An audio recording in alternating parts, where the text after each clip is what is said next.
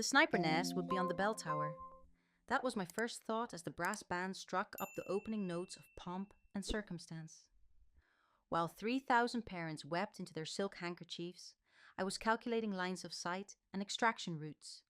It was a habit etched into my neural pathways, a scar tissue from 12 years in the shadows that made me allergic to open spaces and unvetted crowds. I shifted my weight on the folding chair, the plastic digging into my back, and felt the familiar itch of being the only wolf in a pen of sheep. To my right, my mother, Constance Sterling, stiffened. She did not look at me, but I felt her disapproval radiating like heat from a pavement. She adjusted the lapel of her Chanel blazer, a subtle gesture that drew attention to the contrast between her Italian wool and my off-the-rack department store suit. I had chosen navy blue to blend in, but in the Sterling family orbit, mediocrity stood out more than a bloodstain. On the stage, the dean droned on about future leaders and global visionaries. I tuned him out, my eyes scanning the perimeter. 2 campus security guards were laughing by the north gate, completely oblivious to the blind spot created by the oversized hydrangeas. Amateurs. I forced my breathing to slow, anchoring myself in the present. This was not a drop zone in the Hindu Kush. This was New Haven in May. The only hostility here was passive, wrapped in polite smiles and backhanded compliments. And then they called her name, Juliet Sterling. My sister glided across the stage, the black gown billowing around her like regal robes. She accepted her Juris Doctor with a practiced humility that fooled everyone except me. The applause was thunderous. Beside me, Constance leaned in her perfume, a cloying mix of gardenia and old money expectation. She whispered without turning her head, her voice a serrated blade wrapped in velvet. That is what success looks like, Audrey. That is what the world respects. Not secrets, not silence. Legacies are built in the light. I said nothing.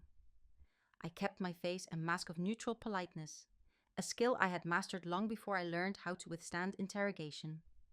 The applause washed over me, a reminder of the gulf between my sister's world of accolades and my world of redacted files. Juliet had a framed diploma. I had a box of medals in a storage locker in Virginia that I could never show to a soul. The transition to the garden party was a study in chaotic logistics. We moved from the quad to the manicured lawn of the faculty club, a sea of pastel dresses and linen suits. Waiters circulated with trays of champagne, navigating the terrain of fragile egos and networking parents. I trailed behind my family, the ghost at the feast. I accepted a glass of sparkling water, my eyes constantly flicking to the exits, checking the timeline on my watch.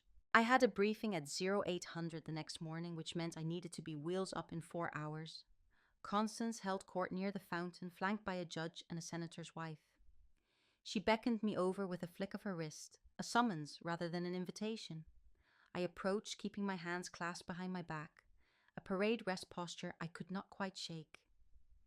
"This is my eldest, Audrey Constance," said her tone dipping slightly, as if apologizing for a smudge on the silverware.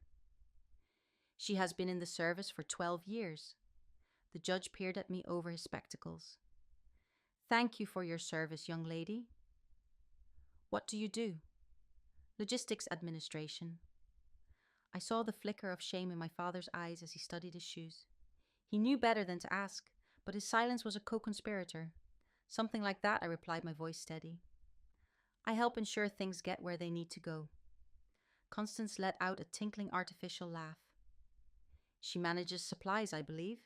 We keep telling her she should go back to school, get an MBA, do something with a future. But she is stubborn, just like her father's side. I took a sip of water to swallow the retort burning in my throat. Supplies. I managed intelligence assets across 3 continents. I commanded a task force that did not officially exist. Last week, the decisions I made in a windowless room determined the stability of a small nation. But here, amidst the shrimp cocktails and polite conversation, I was just the disappointment who never launched. Then I felt it. The vibration against my thigh was short, rhythmic, and urgent. It was not a text message. It was a pattern, 3 pulses. Pause. 3 pulses. Adrenaline dumped into my bloodstream, sharpening the edges of the world. The sunlight seemed brighter, the chatter louder. That was a priority 1 alert. A code red. I pulled the phone from my pocket, shielding the screen with my body. A single line of biometric encryption unlocked the display. The message was brief. Immediate extraction. Phoenix is down. Asset compromised. Command authority required. My stomach dropped. Phoenix was the code name for a deep cover operative in the Maghreb. If he was down, the whole network was exposed. I needed a secure line, and I needed it 5 minutes ago. I shoved the phone back into my pocket and looked at my mother. I have to go, I said, cutting through her story about Juliet's clerkship. Constance froze. The smile vanished, replaced by the icy glare that had terrorized my childhood. Excuse me? Something has come up at work, I said, stepping back. I need to leave. Now. She grabbed my forearm, her grip surprisingly strong. Her nails dug into the fabric of my cheap jacket. Do not you dare walk away from your sister's moment. We have not even cut the cake. Mother let go. I said, my voice dropping an octave, entering the register. I used to give orders that resulted in life or death. She did not let go. She pulled me closer, her face contorted with a sudden vicious fury that shattered her composed facade. The guests nearby stopped talking, sensing the shift in atmospheric pressure. You are running away again, she hissed, her voice rising. That is all you do. You hide in your little barracks and play soldier because you cannot handle the real world. Look at your sister. Look at what she achieved, and look at you. You are 38 years old, Audrey. You are a ghost. You are useless to this family. 12 years and you have nothing to show for it. No husband, no money, no title, just a duffel bag and secrets. You are an embarrassment. My father flinched. Juliet, standing 10 feet away, swirled her wine and smirked, enjoying the spectacle. I looked at Constance's hand on my arm. I could break her wrist in 3 places before she blinked. The thought was clinical detached. I looked into her eyes and saw the truth I had been denying for a decade. She did not just misunderstand me. She held me in contempt. I opened my mouth to speak, to unleash the classified truth that would shatter her petty little world, but training took over. Discipline was the only thing keeping the monster inside the cage. I was a commander of the Joint Special Operations Command. I did not engage in skirmishes with civilians. I won wars. I am leaving, I said, pulling my arm free with a sharp jerk. And then the sky tore open. It started as a low thrumming in the sternum, a vibration that rattled the crystal glasses on the tables. The birds in the oak trees took flight in a panic. Then came the roar, a mechanical scream that drowned out the string quartet. The wind hit us first, a violent downdraft that stripped the tablecloths from the stations and sent napkins spiraling like surrender flags. Guests screamed and ducked, clutching their expensive hats. The meticulously arranged flower arches toppled over. I did not flinch. I looked up. A black silhouette blotted out the sun. It was an MH6 Little Bird. The rapid assault helicopter of the Night Stalkers. It was flying aggressively low, its skids clearing the university Gothic spires by inches. There were no markings on the fuselage, just the matte black void of special operations. It banked hard, the rotor wash flattening the manicured grass of the quad, creating a hurricane in the middle of the Ivy League afternoon. This was not a mistake. This was an extraction. The helicopter hovered 10 feet above the center of the lawn, kicking up a storm of dust and debris that coated the screaming guests. My mother stumbled back, her hair whipped into a frenzy, her eyes wide with a primal fear. Juliet dropped her wineglass, the smirk erased by shock. I stood still in the center of the chaos, the only calm point in the storm. I adjusted my jacket, watching the bird settle. The world of shadows had come to collect me, and it had arrived with the subtlety of a sledgehammer.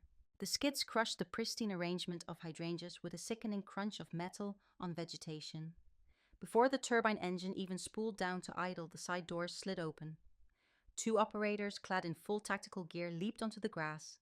They moved with the fluid, predatory grace of men who had spent their lives kicking down doors in places that did not appear on maps.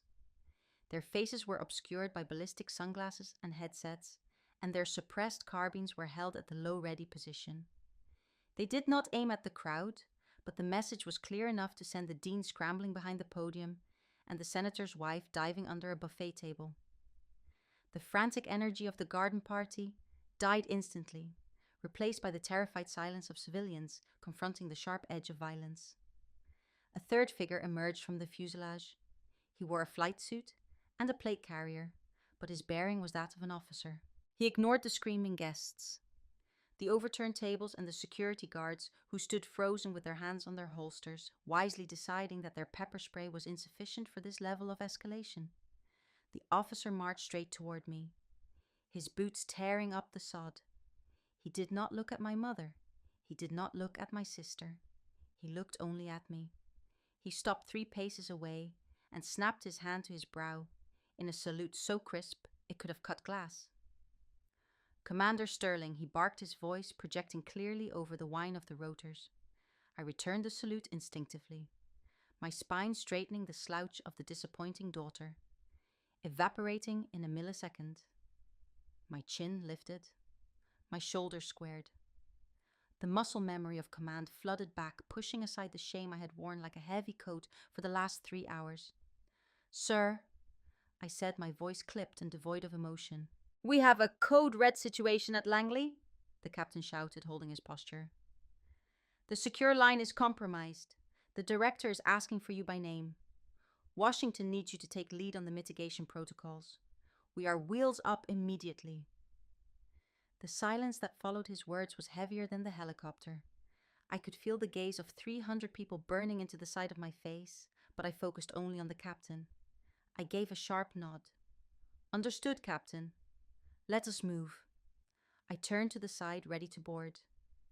That was when I saw her. Constance stood frozen, her mouth opening and closing like a fish on a dock.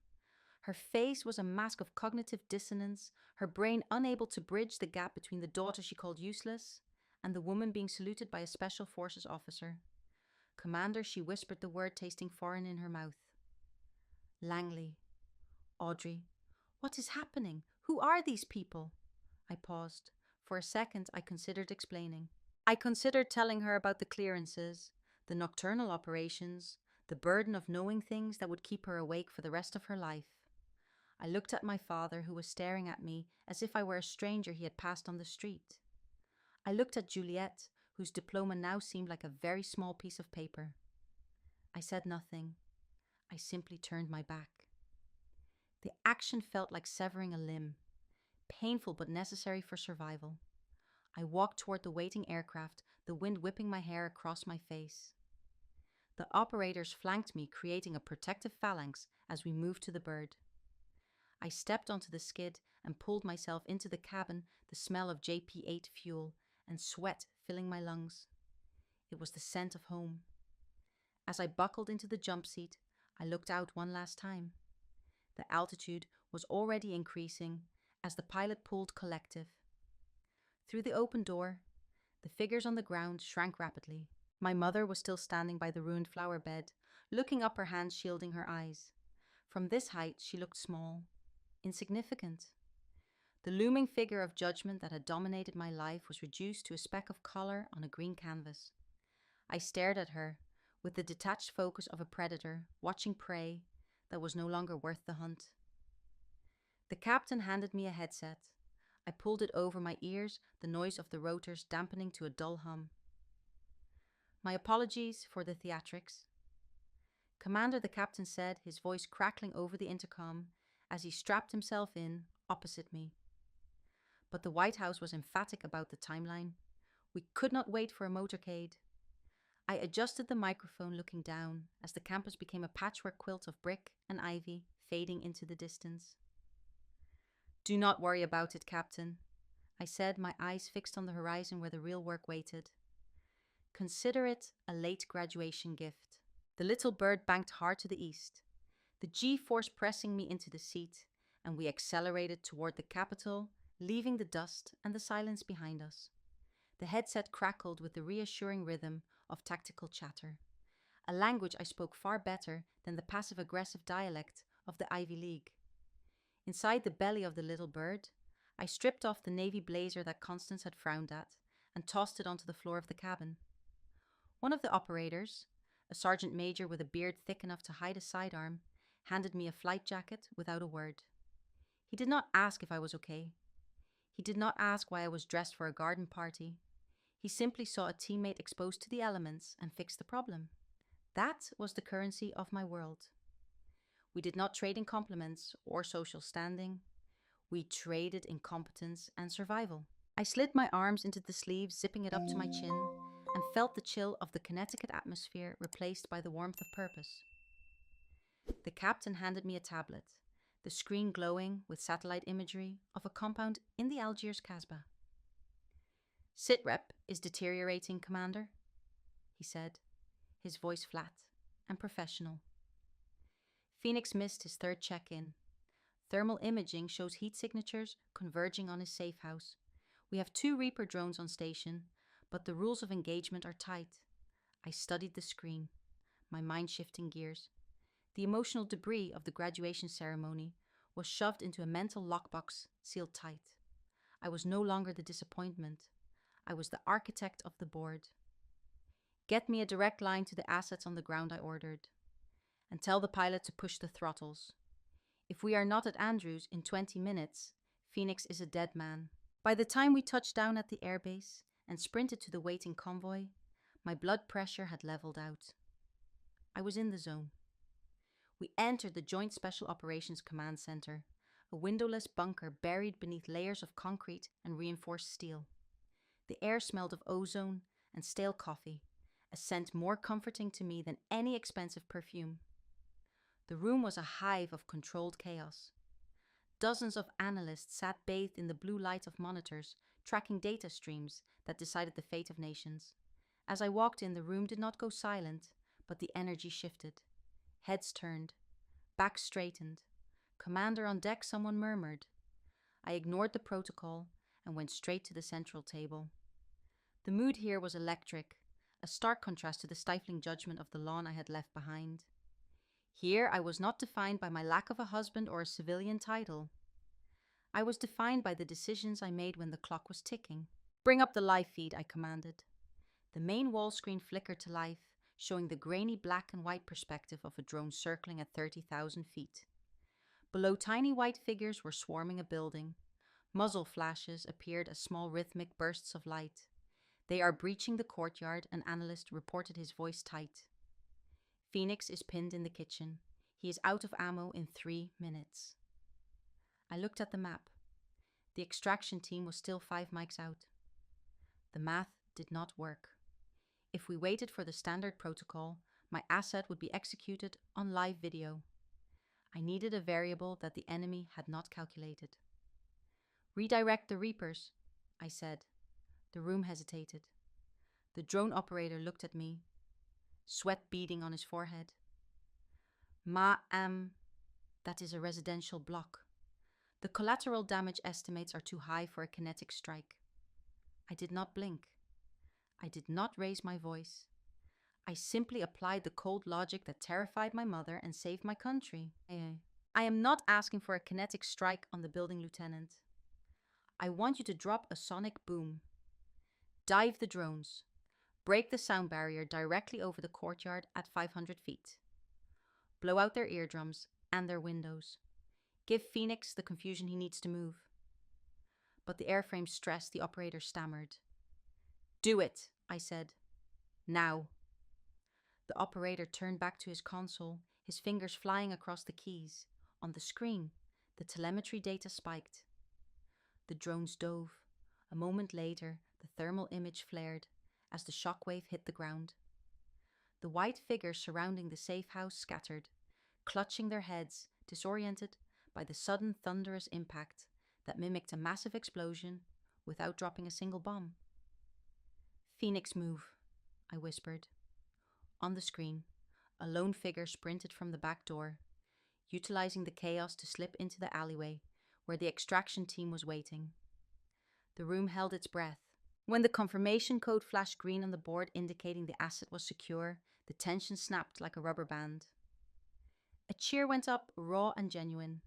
Men and women high-fived the camaraderie thick enough to choke on. This was my tribe. These were the people who knew the weight of a life. Nice call, Commander. I turned to see General Holloway standing behind me.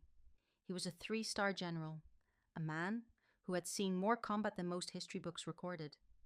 He held out a cup of coffee black, exactly how I took it. Unorthodox, he noted a hint of a smile playing on his lips. But effective.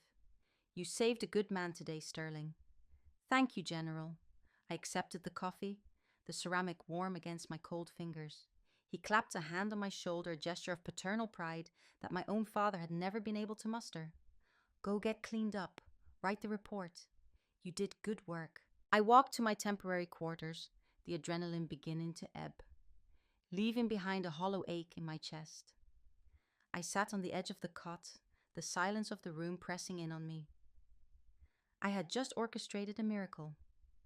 I had saved a life and outsmarted a militia commanding millions of dollars of technology and the respect of the finest warriors on the planet. I was vital. I was powerful. I pulled my phone from my pocket. The screen was flooded with notifications. 112 missed calls, 43 text messages. My thumb hovered over the glass. Part of me, the part that was still that little girl in the oversized dress, hoped for a message of concern. Maybe they were worried. Maybe they realized that a black helicopter landing on a university lawn meant their daughter was in danger, that she was brave, that she was something more than a failure.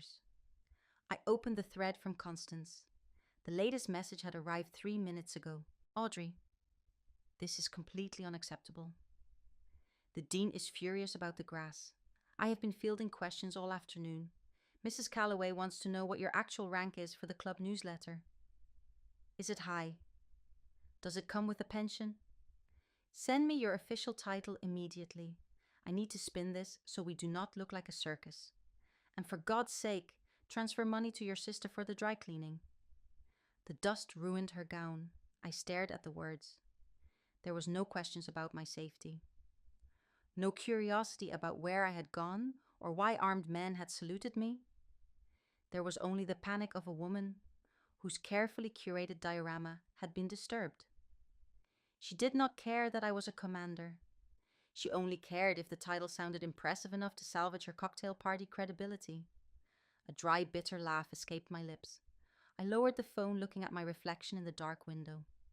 The woman staring back wore a flight jacket and eyes that had seen too much. She is not updating her understanding of me, I whispered to the empty room. She is just updating her resume. The realization hit me with the force of the sonic boom I had just ordered. I was not a daughter to Constance Sterling. I was an accessory. I was either a stain to be hidden or a medal to be polished depending on the lighting.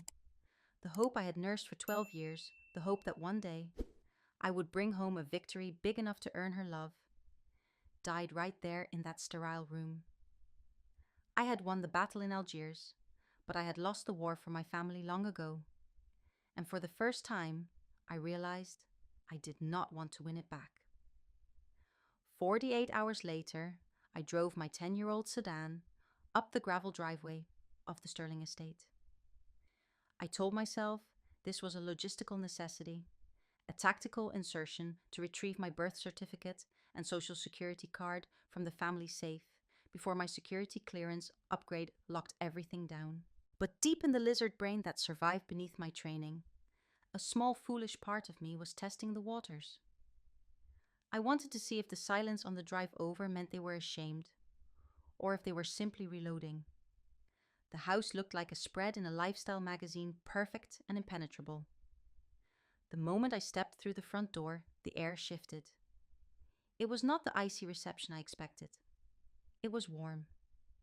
The scent of pot roast and rosemary drifted from the kitchen, a smell that triggered a visceral, involuntary memory of the few happy Sundays from my childhood. Constance emerged from the dining room wiping her hands on a linen apron. She was not wearing her usual armor of stiff blazers. She wore a soft cardigan, her hair loose. She smiled, and it was terrifying. "Audrey, you are home," she said, her voice lilting with a sweetness that set my teeth on edge. "We waited dinner for you. Come sit. Your father is already at the table." I walked into the dining room, my boots heavy on the hardwood.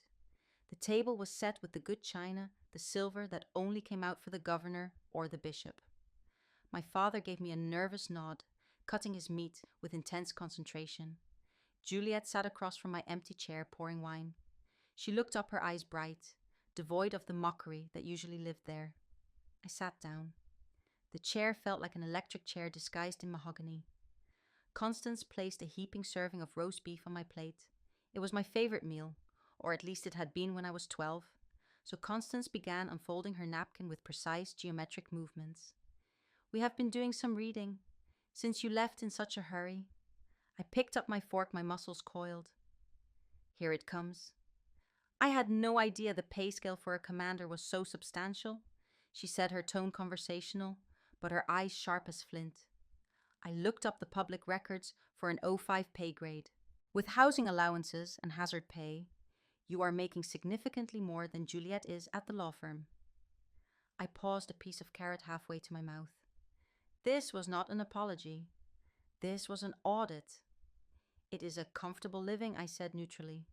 Constance frowned, a tiny crease appearing between her brows. "Then I simply do not understand the car, Audrey.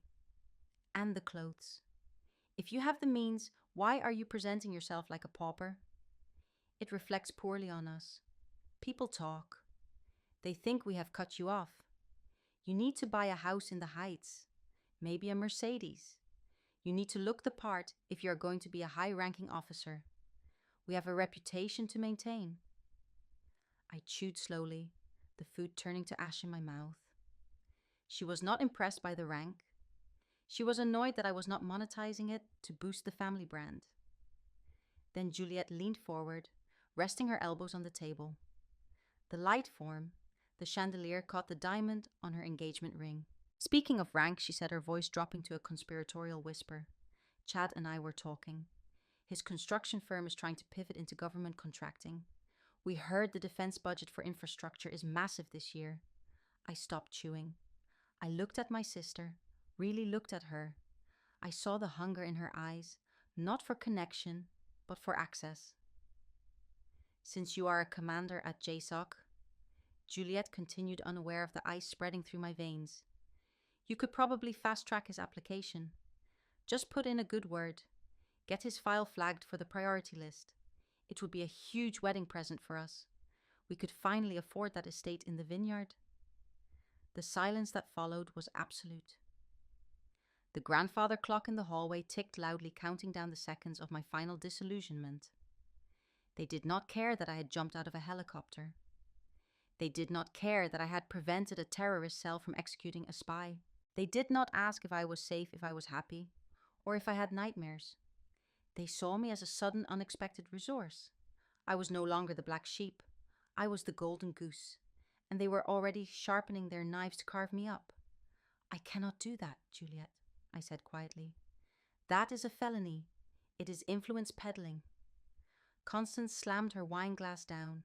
Wine sloshed over the rim, staining the white tablecloth like fresh blood. "Do not be selfish, Audrey." She snapped the soft cardigan facade, vanishing instantly. "We are family. Family helps each other. After all we have done for you, all the years we tolerated your lack of ambition, the least you can do is help your sister succeed. You owe us." I looked at my father. He kept eating, refusing to meet my gaze. He was a coward, complicit in his silence. I stood up. The chair scraped loudly against the floor. "I have to get my papers," I said. I turned and walked out of the dining room, ignoring Constance's demand that I sit back down. I climbed the stairs, my legs feeling heavy as if I were wading through deep water. I walked down the hallway to my old bedroom, the sanctuary where I had spent my teenage years studying maps and dreaming of escape. I opened the door and stopped. My room was gone. The single bed was gone. My desk was gone. The posters of jets and world maps were gone. The room was now a storage unit for Juliet's overflow. Boxes of wedding decorations were stacked to the ceiling. Racks of old prom dresses and winter coats blocked the window. A Peloton bike sat in the corner where my bookshelf used to be. My history had been erased. To them, I had ceased to exist the moment I stopped being useful, and I had only just reappeared now that I had a value they could extract. I stepped inside, navigating the maze of boxes, to the small wall safe hidden in the back of the closet. My fingers trembled as I dialed the combination. It still worked. I pulled out my birth certificate and my passport, clutching them to my chest. I sank down onto a plastic bin filled with Juliet's old shoes. The room was dark, lit only by the street lamp outside, filtering through the clutter. I closed my eyes and let the realization wash over me. It was a physical pain, a sharp twisting knife in the gut. I had spent 12 years trying to become someone they would respect. I had climbed the ranks, endured torture training, and carried the weight of national security, all for the secret, pathetic hope that one day Constance would look at me and say, "Well done." I was a fool. There was no version of me that would satisfy them because they did not want a daughter. They wanted a trophy, and if I could not be a trophy, they wanted a bank draft. I looked at the shadow of my hands in the dim light. They were the hands of a killer, a protector, a commander. They were not the hands of a victim. A cold calm settled over me, replacing the pain. It was the same calm I felt before kicking down a door. I visualized the little girl inside me, the one who wanted her mother to love her.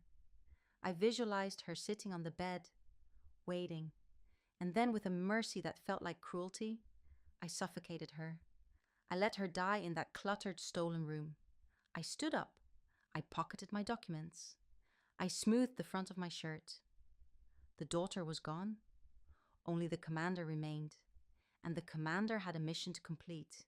She had to neutralize the hostile elements and clear the zone. I walked out of the room and closed the door on the graveyard of my childhood. I did not look back. The morning sun filtered through the dust motes of the hallway, illuminating the battlefield. Downstairs, the sounds of the enemy mobilizing were already audible.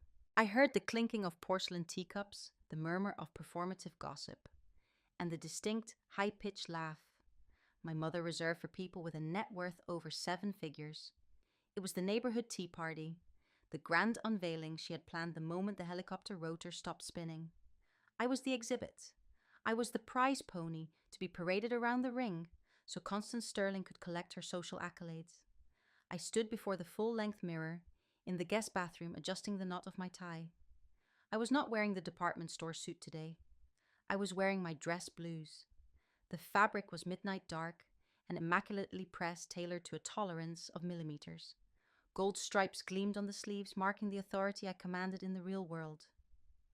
On my chest sat the fruit salad rows of ribbons that told the story of campaigns in deserts and jungles that the women downstairs only saw on the evening news. The warfare insignia, the heavy gold pin of a qualified special warfare officer, caught the light above my left pocket. I placed the white cover on my head, squaring the brim. I looked into my own eyes and saw zero hesitation. The daughter who craved validation was dead. The commander had taken the watch. I opened the door and walked to the top of the stairs.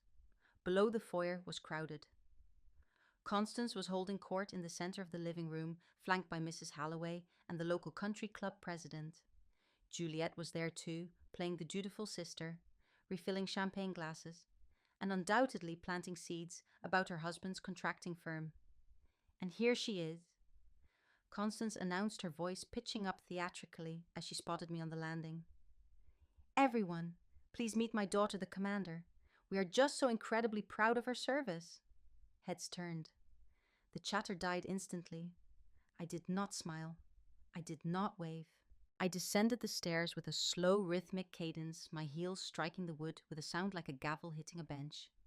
The crowd parted instinctively as I reached the ground floor. I stood a head taller than most of them in my cover, a monolith of state power amidst the floral prints and pearls.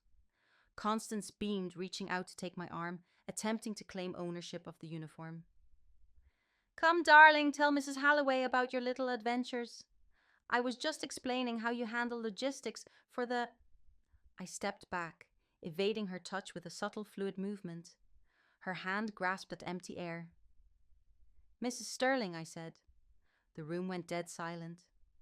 The use of her formal name, spoken with the cold projection of an officer addressing a subordinate, froze the smile on her face. Excuse me, she whispered, a flicker of panic darting behind her eyes. I scanned the room, making eye contact with the neighbors, ensuring every word was recorded in their memories. I am not here to entertain your guests, Mrs. Sterling. I am here to provide a mandatory notification regarding national security protocols. Constance laughed nervously, looking around for support. Audrey, stop it. You are being dramatic. It is a party. I did not blink. My voice remained level, stripped of all familial warmth. As of 0800 this morning, my personnel file has been upgraded to a top-secret, sensitive, compartmented information clearance level. This transfer to the European theatre comes with strict counterintelligence oversight. I took a step toward her, forcing her to retreat slightly. This means that any civilian attempting to leverage my rank name or position for social capital, employment opportunities, or financial gain will be flagged by the Department of Defense. If you or anyone in this household uses my title to solicit favors or enhance your reputation, it will be treated as a violation of the Joint Ethics Regulation. It will trigger an immediate federal investigation into this family's finances and communications. A gasp rippled through the room. Mrs. Halloway took a step back, clutching her pearls for real this time. Constance turned pale, her mouth working soundlessly. I turned my head slowly to lock eyes with Juliet. My sister was standing by the mantel, a glass of champagne frozen halfway to her lips. And regarding your husband's bid for the defense contract, I said, my voice cutting through the air like a scalpel. Juliet flinched. Do not submit it. If I see the name of his firm on any vendor list associated with my command, I will personally flag it for a conflict of interest audit. I will have his company placed on the federal debarment list. He will never pave a driveway for the government again. Do not test me on this, Juliet. I have the authority and I have the will. Juliet's face crumbled. The dream of the vineyard estate evaporated in the harsh light of administrative law. I turned back to Constance. She was trembling now, not with fear, but with the humiliation of losing control in front of her audience. You cannot do this, she hissed, her voice low and venomous. You are my daughter. You owe us. You are ungrateful. You were right, Mother, I said, allowing the word to sound like an epitaph. I am useless to this family, because I do not serve your vanity. I serve the Constitution, and I am done serving as a prop for your ego. I reached into my pocket and pulled out a single heavy challenge coin from my unit. I dropped it onto the silver tea tray. It rang out with a sharp metallic clang that sounded like a gunshot in the quiet room. Keep it, I said. That is the only piece of me you get to keep. I turned on my heel, performing a perfect about face. I marched toward the front door, the heavy oak looming ahead like the gateway to freedom. Audrey Constance screamed, her voice cracking, shedding all pretense of sophistication. If you walk out that door, do not you dare come back. Do not you dare. I did not break stride. I did not hesitate. I opened the door and stepped out into the bright, blinding sunlight of the afternoon. The air tasted different out here. It tasted clean. A government-issued black SUV was idling at the curb, the engine purring softly. A sergeant in uniform stood by the open rear door, standing at attention. He did not look at the house. He looked at me with the reverence due to a superior officer. I climbed into the back seat. The sergeant closed the door with a solid thud, sealing me inside a capsule of safety and silence. The screaming from the porch was instantly muted, reduced to the pantomime of a woman shouting at a storm that had already passed. Driver ready to move, I said. Where to? Commander, the driver asked, catching my eyes in the rearview mirror. I looked out the tinted window. I saw the house where I had grown up, the manicured lawn, the facade of perfection that hid a rot deep in the foundation. I slowly peeled off my white ceremonial gloves, finger by finger, exposing my hands, my bare hands. I felt a lightness in my chest, a physical sensation of weight being lifted. The invisible chain that had tethered my ankle to that porch for 38 years had finally snapped. I took a deep breath, filling my lungs with the recycled air of the vehicle. "Home, Sergeant," I said softly. "Take me back to the base." The SUV pulled away from the curb, merging smoothly into the traffic. I watched the Sterling estate shrink in the side mirror until it was nothing more than a small, indistinct dot in the distance. People always said that blood was thicker than water, that family was the anchor in a storm. But as the car accelerated toward the highway, toward the airfield and the mission, and the people who would die for me without asking for a resume, I realized the truth. Sometimes the anchor is just a weight designed to drown you. I was not the useless daughter anymore. I was the commander of my own life, and for the first time in history, the mission was a complete success. You just finished reading the story of Audrey Sterling, and while you may never have jumped out of a Black Hawk helicopter or commanded a special operations task force, there is a very good chance that a part of her story felt uncomfortably familiar to you. Maybe it was the knot in your stomach when you pulled into your parents' driveway. Maybe it was the way a compliment from a family member felt more like a critique. Or maybe it was the exhausting realization that no matter how much you achieve, how hard you work, or how much you give, it will never be enough to fill the void where their unconditional love should be. The most important lesson you can take from this story is that biology is not a binding contract for abuse. We are often raised with the belief that family is everything, that blood is thicker than water, and that we owe our parents an eternal debt simply for existing.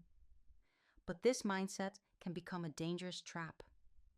Real family is not defined by DNA. Real family is defined by safety, respect, and mutual support.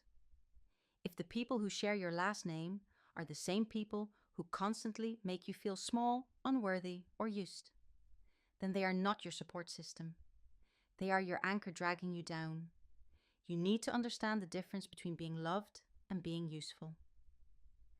In the story, Constance did not love Audrey. She loved the potential of Audrey.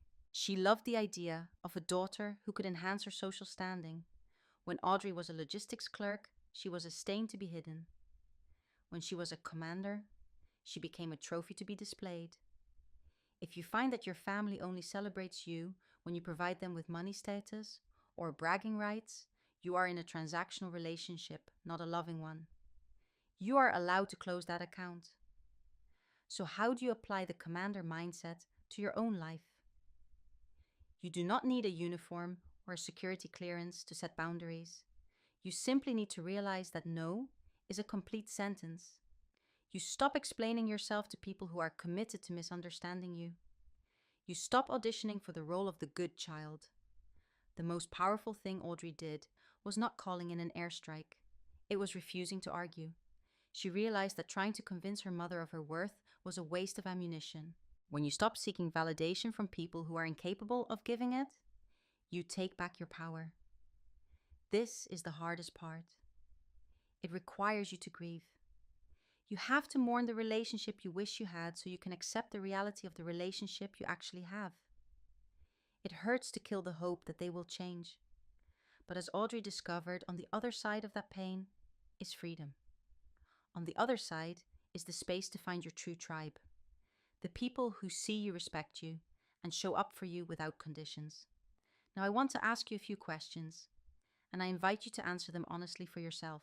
Have you ever felt like you had to hide your true self to keep the peace at a family gathering?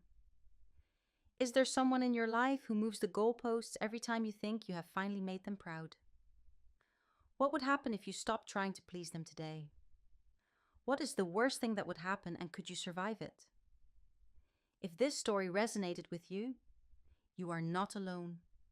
There are thousands of people walking around with invisible scars from emotional battles fought in living rooms and dining halls.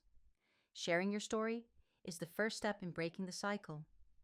Walking away does not mean you are weak. It means you are finally strong enough to choose yourself. You are the commander of your own life. Do not let anyone else hold the controls.